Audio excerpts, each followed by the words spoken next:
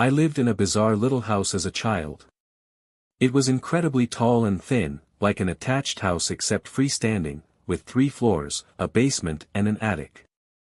It was full of quirks, such as 2 fully functional fireplaces, a shower stall in the center of the basement, a backyard so small that you could not take 5 paces without hitting the fence, and an old-timey rope-pulled dumbwaiter that led from the kitchen to my bedroom. I loved that weird little place, but unfortunately it was incredibly old, and half of its charm was the fact that it seemed to have been designed by an inarticulate conclave of lunatics, and eventually the repair costs exceeded what my parents were willing to sink into it, and we had to move. Preparing for the move was a chore. I packed most of my stuff myself, and I had taken to throwing stuff down the dumbwaiter and shoving all my clothes so thickly in my closet that they became a single, solid brick of fabric.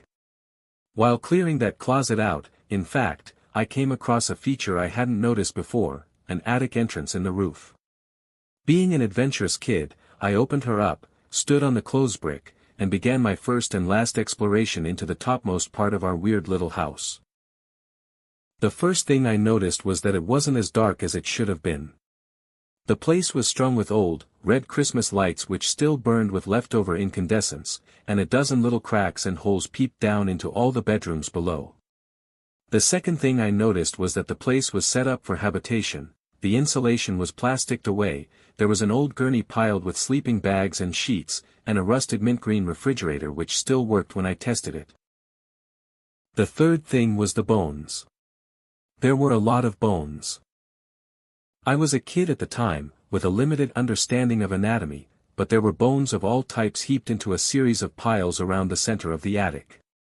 Small and large, clean and white, from every and any imaginable sort of creature, haphazardly stacked in a half-dozen osseous clumps. 2 of them were blackened, as if someone had tried to burn them, and the walls nearest those blackened piles were scrawled in dark bone char messages. Mostly they were just smears.